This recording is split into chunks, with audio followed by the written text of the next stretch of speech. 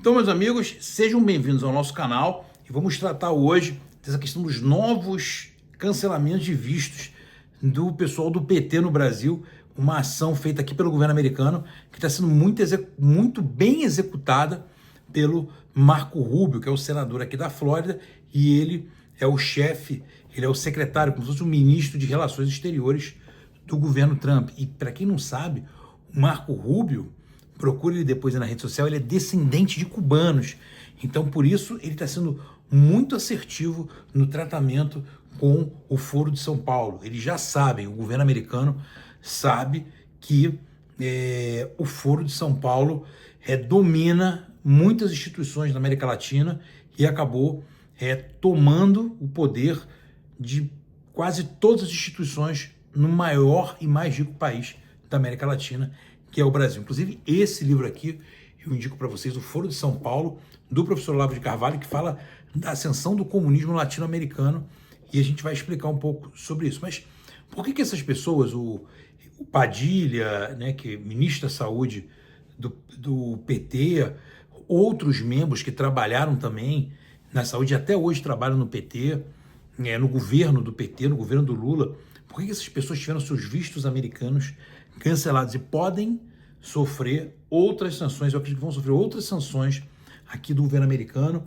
e sanções muito bem aplicadas. Por quê?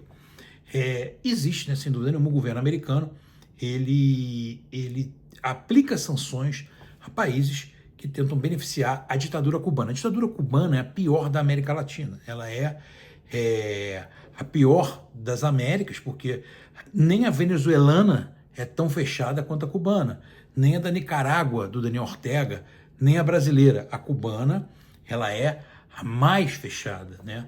Ela tem aí já décadas e décadas, né, da família Castro, teve o Fidel Castro, o Raul Castro, e agora eles têm um ditador, um sucessor que se chama Dias-Canel. Mas o que eles faziam nesse programa Mais Médicos, que inclusive não foi feito só com o Brasil, mas como o Brasil é um país maior, inclusive a gente tem até aqui o mapa do Brasil, como o Brasil é um país maior e mais rico, obviamente teve mais transferência de dinheiro, foram pelo menos, ainda na época do governo da Dilma, pelo menos 6 bilhões de reais que saíram dos cofres do pagador de imposto no Brasil direto para a ditadura cubana, maquiado de pagamento por serviços médicos. Eu me lembro que em 2003, no auge das manifestações do Fora Dilma, a Dilma veio em rede nacional e falou assim, em rede nacional: nós vamos resolver os problemas do Brasil, vamos começar pela saúde, nós vamos trazer os médicos cubanos. Eu me lembro disso, isso tem 12 anos, e ali eu acho que foi assim, que eu olhei e falei, realmente é impossível você fazer qualquer coisa com o PT. Eles causam todos os problemas do país e aí apresentam as soluções que é ainda algo pior, né? O PT faz isso já há décadas no Brasil. Quando a Dilma fez, eu falei, não dá para confiar em ninguém do PT. E aí, como é que funcionava esse sistema, né? O governo brasileiro pagava para esses médicos que não fizeram nenhum tipo de revalida de diploma. No Brasil nós não sabíamos se eles eram médicos ou não, mas as pessoas foram para lá, para o Brasil, trabalhar em postos de saúde, hospitais, e esses médicos, por médico, o governo brasileiro pagava 10 mil à ditadura cubana, que na verdade repassava para o médico em torno de R$ 2.500. O resto, mais de 70% do valor, ficava com a ditadura cubana, ou seja, esses recursos, eles não eram para melhorar a saúde do Brasil, porque o Brasil você tem médicos excelentes, né? O problema não era isso. Eles queriam arrumar uma maquiagem para transferir dinheiro do pagador de imposto do Brasil para a ditadura cubana. Porque a gente sabe, a ditadura ela só se mantém de pé quando ela tem muito dinheiro, porque com o dinheiro eles compram mercenários, eles formam as suas milícias, tá? A gente sabe que isso funciona. Por exemplo, Venezuela hoje. Na Venezuela hoje, quando a oposição vai fazer uma manifestação, uma milícia armada, que eles chamam lá de coletivos, que recebe dinheiro do governo, vai e mata os manifestantes. Então, o povo fica com medo de se manifestar. Quando eu falo que o Brasil ainda não chegou à Venezuela e a Venezuela ainda não chegou a Cuba, é porque no Brasil, graças a Deus, hoje você pode se manifestar. A última manifestação foi linda, então não acontece isso no Brasil. No Brasil a gente tem outro tipo de perseguição, mas é claro que se deixar, eles vão, Lula, Moraes, se deixar, a ditadura brasileira vai chegar ao ponto de Cuba. Eu não tenho dúvida nenhuma. E eles estão acelerando esse processo, porque eles viram o risco que eles têm também agora de perder, sobretudo com o apoio dos Estados Unidos e a volta da população, a volta do movimento conservador às ruas. Isso aí está realmente deixando eles extremamente preocupados. E uma peça-chave que a gente tem nesse tabuleiro da geopolítica é o senador aqui pela Flórida, no estado onde eu moro, aqui nos Estados Unidos, o senador Marco Rubio. Por quê? O Marco Rubio ele é descendente de cubanos. Então o Marco Rubio ele entende. Quando você conversa com um cubano, com um venezuelano, ele não precisa nem ser letrado, ele não precisa nem ter lido muitos livros, ele conhece na pele o que é um regime totalitário. Então, eu converso muito com... Aqui outro dia eu estava conversando com venezuelanos, você aprende muito com eles. Então, o Marco Rubio, ele é peça-chave nesse projeto, porque ele é o secretário de Relações Exteriores dos Estados Unidos, como se fosse o ministro de Relações Exteriores, e ele está tendo uma aprovação muito grande aqui dos americanos, porque os americanos não gostam de comunismo, são totalmente contra o comunismo, e ele está conseguindo mexer essas peças aí, como Lei Magnitsky no Alexandre de Moraes, cassação de vistos dos ministros no Brasil, agora esse pessoal dos mais médicos. Por quê? Porque existem sanções americanas contra a ditadura cubana e qualquer país que financia essa ditadura recebe sanções. O Brasil vai receber mais sanções ainda, muitas outras, porque as sanções, obviamente, elas vêm em doses homeopáticas, eles estão certíssimos em fazer isso. Eles vão identificando o problema, analisam o problema, juntam provas e aplicam as sanções. E aí eu estava vendo a mídia lá da Rede Globo falando assim, ai meu Deus, mas a filha do ministro Padilha não pode mais entrar nos Estados Unidos. Ela perdeu o quê? Ir na Disney? Gente, eu moro em Orlando, na cidade que é a Disney, desde que eu tive que me exilar aqui, e eu nunca fui na Disney. Já fui na Disney em outras oportunidades, quando vim como turista. Desde que eu estou aqui nos Estados Unidos, eu só trabalho. Eu trabalho, mantenho contato com meus amigos no Brasil, dentro do possível eu estudo, eu gosto muito de estudar, faço minha atividade física. Não fui na Disney ainda. É muito bom você ir no parque? É muito bom, mas os comentaristas da Globo se lamentaram porque a menina não vai poder ir na Disney. Você tem noção da maldade? Quantas famílias que por causa do Padilha e desse pessoal do PT, quantas famílias cubanas foram escravizadas? O programa Mais Médico é a escravidão moderna.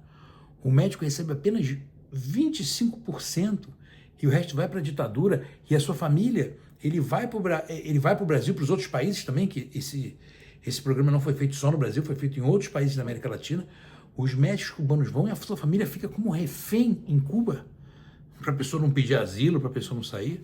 Então foi muito bem aplicado isso pelo secretário Marco Rubio, aqui nos Estados Unidos, e o Trump está fazendo um governo muito diferente. Ontem a gente viu também o encontro dele com o Putin, né? Ele conversando com o Putin, depois à noite teve uma ligação dele com o Zelensky, e ele está mudando todo o cenário da geopolítica mundial, ou seja, ele conversa com todo mundo, União Europeia, Japão, com o Putin, que é o grande adversário dos Estados Unidos, mas eles tiveram uma convivência boa, conversou ontem, conversando com os Zelensky, conversando com todo mundo. E você vê que parece que o Lula é o único que não tem acesso nenhum a ele. Por quê? Porque a gente vê tudo que o Brasil está fazendo.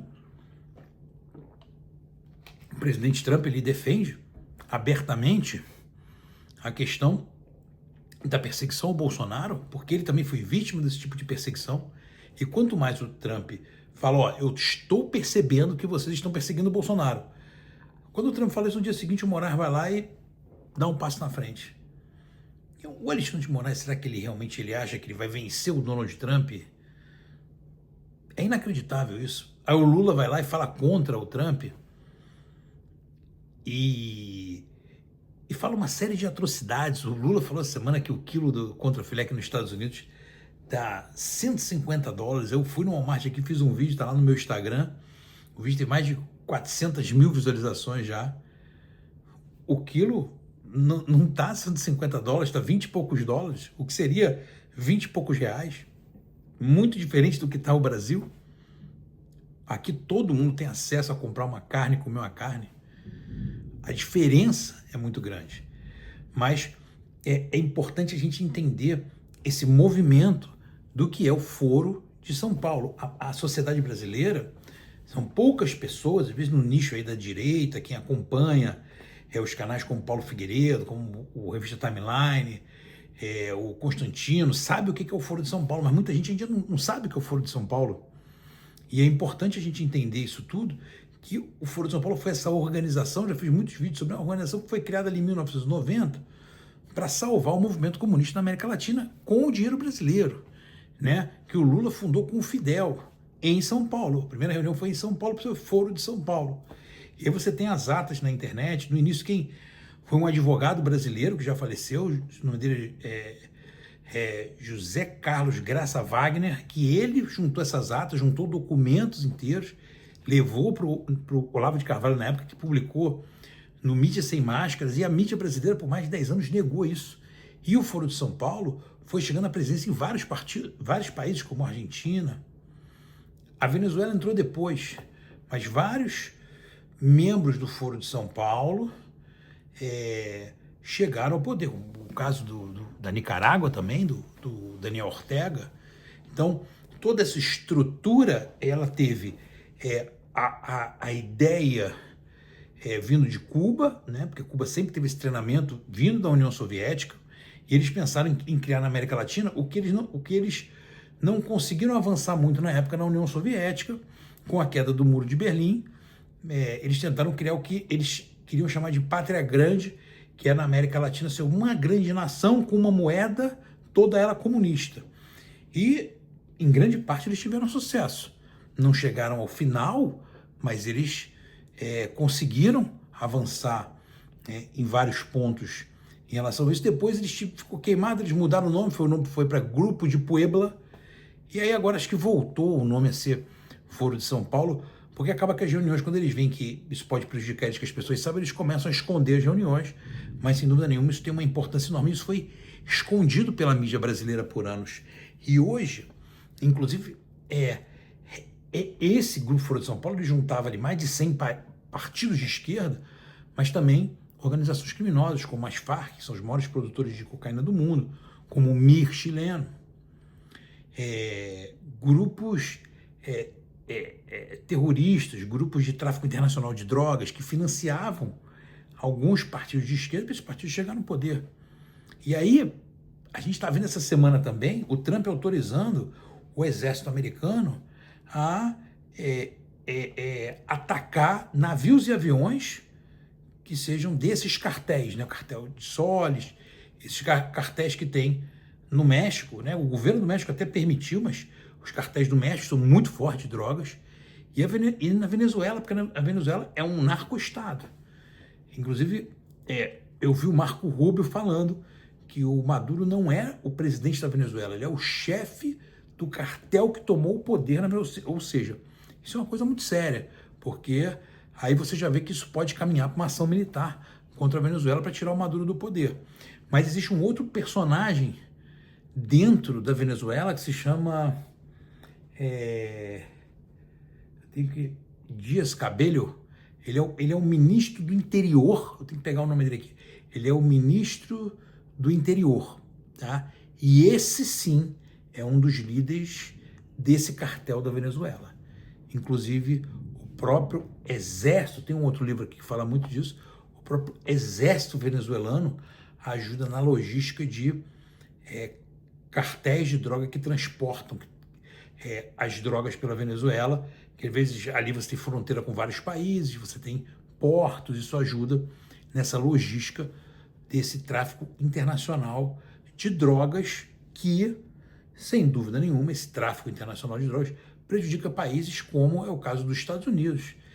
E o Brasil, se não fosse o Lula presidente, mas é claro que prejudica porque quanto mais entra a droga, mais o povo consome droga e mais a sociedade vai se enfraquecendo. Então, um adversário de um país, ele às vezes vai financiar uma organização para ela vender droga dentro daquele país. Por quê? Porque o país vai perdendo força.